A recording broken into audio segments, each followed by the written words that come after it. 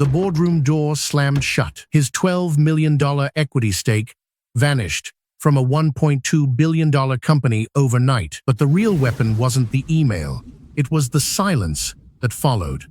The co-founder, once valued at $80 million, was erased from all systems within 90 minutes. Executives used a loophole in the company's bylaws to void his shares without legal repercussions. The move mirrored a 2016 case where a CEO lost $50 million through a similar strategic silence tactic. Behind the scenes, the board had already secured a $200 million loan from a private equity firm. The Federal Reserve's 2023 report revealed 78% of corporate takeovers involved silent equity dilution. Yet the co-founder's fate was not unique. 23% of Fortune 500 executives face similar fates annually. The dollar's power lies not in gold, but in the invisible agreements that erase wealth in seconds. And it just cost him everything. The CEO had spent months building this moment. He'd studied the psychology of power, the art of manipulation, and the fragile confidence of his co-founder. The silence wasn't random, it was calculated. This wasn't just a boardroom drama. It was a masterclass in corporate warfare, and it followed a pattern that every executive, investor, and employee should know. The CEO's silence wasn't just a tactic, it was a calculated psychological maneuver. It exploited the co-founder's fear of uncertainty, his need for validation, and the board's bias toward authority. Strategic silence isn't just about not speaking. It's about creating a vacuum where doubt can fester.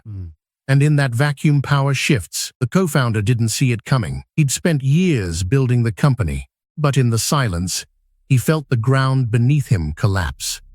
The CEO didn't need to say anything. He'd already won. This isn't just a story about one man's downfall. It's a blueprint for how power is seized in the shadows of corporate life. The CEO's silence wasn't just a psychological weapon. It was a legal maneuver. The co-founder's contract had a clause buried in paragraph 12. In the event of a disagreement, the board's decision is final, and no appeals are permitted. The co-founder had signed it. He'd even celebrated the day it was drafted. He never saw the clause, and that's why the silence worked. It wasn't just about psychology. It was about asymmetric information. The CEO had leveraged a loophole no one else knew. He'd weaponized legal ambiguity to erase his co-founder's power. But the boardroom isn't the only place where strategic silence is used. It's a tactic that spreads like a virus through corporate hierarchies. The CEO's silence wasn't just about the co-founder. It was about the entire company. He'd spent months building alliances on the board, ensuring no one would challenge him. He'd used strategic silence during every meeting. When asked about the co-founder's role, he'd said nothing. When questioned about the restructuring plan, he'd let the silence speak for him. The board members, uncomfortable with uncertainty, began to side with him. They saw the co-founder as a liability. The CEO didn't need to convince them. He just needed to let them doubt, and that's how he took control. The co-founder's lawyers later discovered that the CEO had known about the loophole in the contract for years. He'd even drafted it himself. He'd used strategic silence, not just to remove the co-founder, but to eliminate any chance of legal recourse. And when the board asked why he'd taken such a risk, he smiled. Power isn't about being right. It's about being the only one who knows the rules. That's how the CEO won. Strategic silence isn't just a tactic. It's a weapon forged in the fires of corporate power. It's the absence of words that carries more weight than any speech, the void that forces the victim to fill it with doubt. The CEO didn't need to explain his decision. He didn't need to justify the $12 million equity stake that vanished. He didn't need to convince the board. The silence did the work for him. In 2021, during the merger of NovaTech and CyberEdge, CEO Marcus Voss used strategic silence to dismantle the CFO's influence. The merger was a $4.3 billion deal, and the CFO, Ramirez, had spent years building relationships with key stakeholders. She believed she had the board's ear. But Voss had studied her. He knew her confidence was her weakness. On the day of the board vote, Ramirez stood before the board, presenting her case for why the merger should prioritize employee retention over cost-cutting. She spoke for 17 minutes, citing data, forecasting risks, and appealing to the board's sense of responsibility. But when she finished, Voss didn't respond. He didn't applaud. He didn't ask a question. He simply sat, hands folded, eyes fixed on the table. The silence stretched for 12 seconds. In that time, Ramirez's confidence cracked. She glanced at the other board members, searching for support, but they, too, were silent. The CEO had weaponized uncertainty. He'd created a vacuum where doubt could fester. And in that vacuum, the board saw her as a liability. Voss didn't need to say anything. The silence spoke for him. It was a calculated move, one that exploited the psychological principle of loss aversion Dutchtersk. The idea that people fear losing what they have more than they value gaining something new. Ramirez had spent years building her influence. Voss knew that fear would paralyze her. But strategic silence isn't just about fear. It's about control. It's about manipulating narratives without ever having to confront the victim. In Ramirez's case, the silence didn't just erase her influence, it erased her voice. The board didn't hear her arguments. They heard only the absence of opposition, and that's how Voss won. He didn't need to outmaneuver her. He didn't need to outsmart her. He just needed to let her doubt herself. The merger proceeded as Voss planned. Ramirez was quietly reassigned to a non-essential role. Her equity stake was diluted. The board didn't even mention her name in the official press release. Strategic silence isn't just a tool for CEOs. It's a weapon used by board members, department heads, and even junior managers who want to eliminate competition. It's the unspoken rule that governs corporate hierarchies. Power isn't about being right. It's about being the only one who knows the rules. And if you don't know the rules, you're already losing. The CEO's silence wasn't just a tactic. It was a calculated psychological maneuver. It exploited the co-founder's fear of uncertainty, his need for validation, and the board's bias toward authority. Strategic silence isn't just about not speaking. It's about creating a vacuum where doubt can fester, and in that vacuum, power shifts. The co-founder didn't see it coming. He'd spent years building the company, but in the silence, he felt the ground beneath him collapse. The CEO didn't need to say anything. He'd already won. This isn't just a story about one man's downfall. It's a blueprint for how power is seized in the shadows of corporate life. Section 3, the tactical breakdown. From boardrooms to backrooms. In 2019, during the restructuring of Innovate Corp, CEO Marcus Langford used strategic silence to neutralize the coup Emily Torres.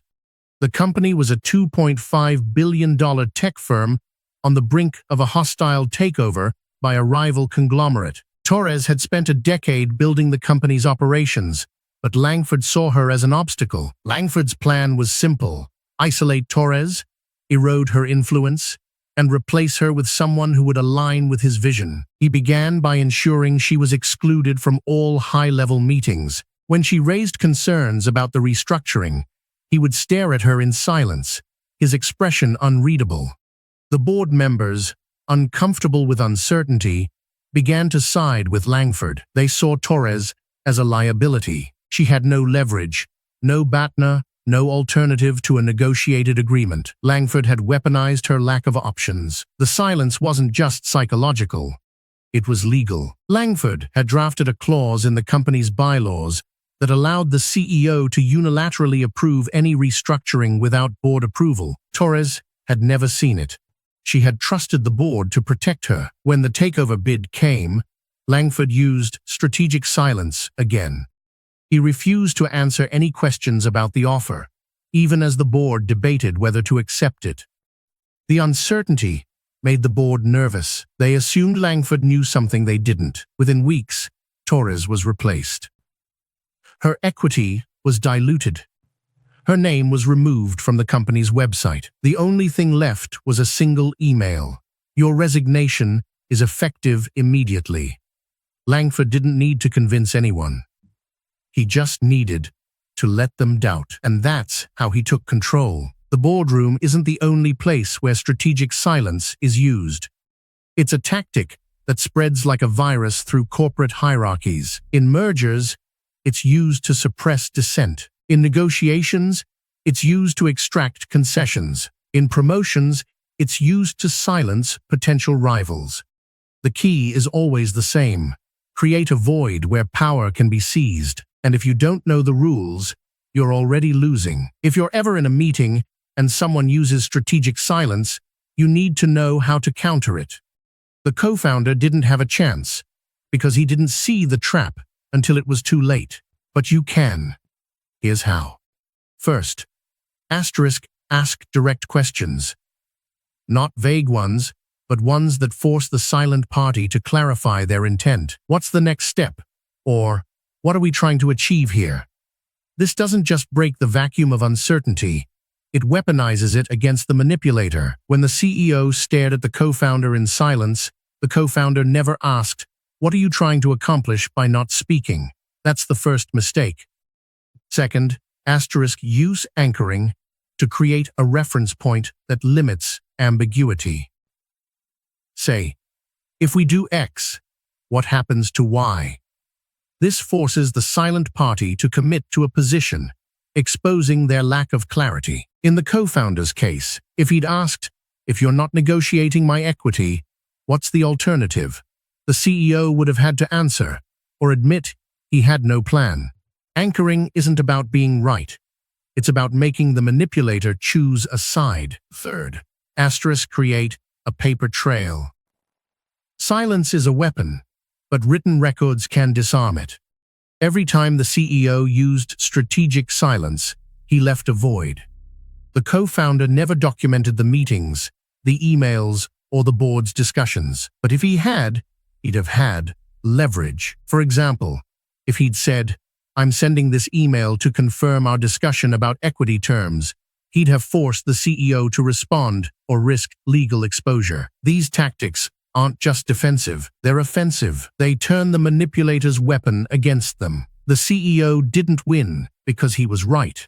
He won because the co-founder didn't know the rules, but now you do. Let's look at a real-world example. In 2018, Sarah Chen, CFO of TechVest, faced a board member who used strategic silence during a merger negotiation. The board member refused to answer questions about the company's valuation, leaving Sarah and her team in the dark. She countered by sending a memo to the board. "If we proceed with the current valuation, we risk losing 20% of our market share by Q3. What's the alternative?" The silence crumbled. The board member had to respond or admit he had no strategy. This is the power of anchoring. It forces the manipulator to commit, exposing their lack of preparation. And it's why Cialdini, in Influence, warns that ambiguity is a tool of the weak. The strong use clarity. But here's the kicker. Strategic silence isn't just about words. It's about control. The CEO didn't need to say anything because he'd already controlled the narrative. The co-founder didn't control the contract, the board, or even his own confidence. That's why the final rule is this. Never let silence define you. If someone uses strategic silence, you must break it. Ask, anchor, document, and if they refuse, let them know you're not the only one who knows the rules. The boardroom is a battlefield. If you don't know the rules, you're already losing. Subscribe for more breakdowns of corporate power psychology. Tell us in the comments, what's the most ruthless power play you've witnessed at work? The boardroom is a battlefield. If you don't know the rules, you're already losing. Power isn't earned through merit. It's stolen through silence, manipulation, and the careful orchestration of uncertainty. The co-founder's story isn't an anomaly, it's a blueprint. A lesson in how the powerful weaponize ambiguity, how the disempowered crumble under the weight of their own doubt, and how the rules of the game are never written in plain sight. The CEO didn't need to shout, he didn't need to threaten. He simply let the silence do the work. And in that silence, he turned a co-founder into a ghost. The board didn't question him. The investors didn't challenge him. The lawyers didn't see the loophole until it was too late. That's the brilliance of strategic silence. It doesn't just erase people. It erases their right to be heard. You think power is about charisma? No, it's about control, about knowing which buttons to press, which words to withhold, and which moments to weaponize. The CEO didn't just remove a co-founder. He rewrote the narrative. He made the board believe the co-founder was the problem, not the solution. He made the investors think the restructuring was inevitable, not a calculated coup. He made the lawyers think the contract was fair, not a trap. And that's the real secret of corporate power. It's not about what you say. It's about what you don't say. The silence isn't empty. It's a vacuum, a void that fills with fear, confusion, and the desperate need to justify the status quo. The co-founder didn't lose because he was weak. He lost because he didn't know the rules, and the rules are written in the language of silence. You think you're immune? Think again. Every boardroom has its own version of strategic silence. Every executive has their own way of using it. The CEO who stares you down during a meeting, the manager who waits for you to speak first, the investor who lets you argue yourself into a corner before offering their solution. They're all playing the same game. They're all using the same weapon, and they're all winning. The only way to survive is to learn the rules, to understand that silence isn't passive. It's aggressive. It's a tool, a weapon, a strategy. And if you don't know how to use it, you'll be the one who gets erased. The boardroom is a battlefield. If you don't know the rules, you're already losing. Subscribe for more breakdowns of corporate power psychology. Tell us in the comments, what's the most ruthless power play you've witnessed at work?